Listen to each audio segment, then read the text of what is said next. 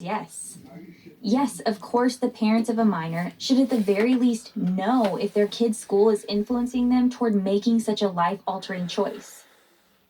Now, who's going to tell the public school district in Madison, Wisconsin?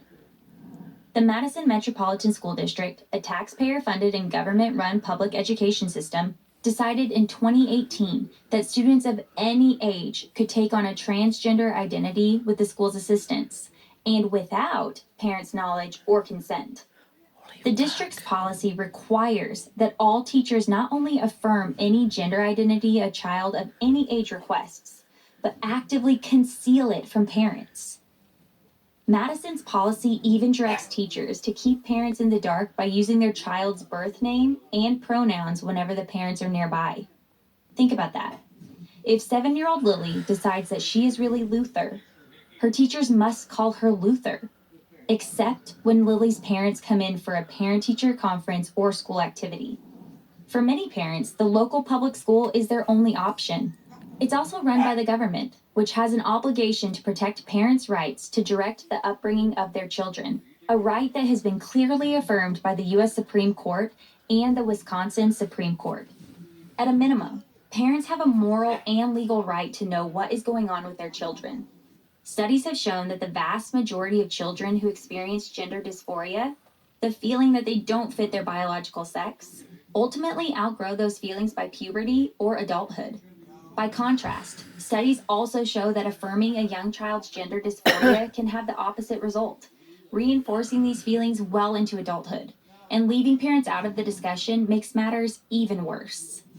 As one expert, clinical professor of psychiatry at Case Western Reserve University School of Medicine, Dr. Stephen B. Levine has put it, for a child to live radically different identities at home and at school, and to conceal what he or she perceives to be his or her true identity from parents, is psychologically unhealthy in itself, and could readily lead to additional psychological problems. Meaningful and healthy support of a child struggling with gender issues must include parents. It's obvious why the moral duty of any school, and certainly the legal duty of a public school, is to inform the parents of children who are struggling with gender dysphoria. And it should go without saying that parents should never be lied to about what is going on with their own children. But all this took a distant second place to Madison Public School District's stated goal: to disrupt the gender binary. In May 2019, one of the schools in the district held an assembly where kindergartners through 5th graders were made to watch a video of one of their teachers. In the video, the teacher read a book that says things like, "Are you a boy or a girl? How can you be both? Some days I am both. Some days I am neither. Most days, I am everything in between." Then came the big reveal. The teacher, 6 and 7-year-olds were told, now identifies as the opposite sex.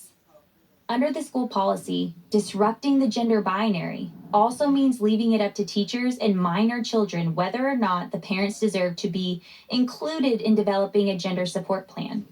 And to keep parents as in the dark as possible, the policy instructed teachers to file the plan in their own confidential records, not in student records, which parents have a legal right to see. In response to this abuse of power and dereliction of duty by the Madison Public School District, 14 parents, with the help of Alliance Defending Freedom, together with lead counsel from the Wisconsin Institute for Law and Liberty, sued the district, calling on the court to uphold the fundamental rights of parents that are under threat from the policy. In September 2020, the court temporarily blocked the school district from lying to or deceiving parents about the gender identity their child may have adopted at school. But the case is far from over. Parents should be able to trust their children's teachers to uphold basic values and to affirm biological realities. They shouldn't have to take legal action to establish those basic expectations, but today, apparently they do. Is something similar happening at a school district near you? You're not alone. Reach out to www.adflegal.org/contact-us to find out more. Okay.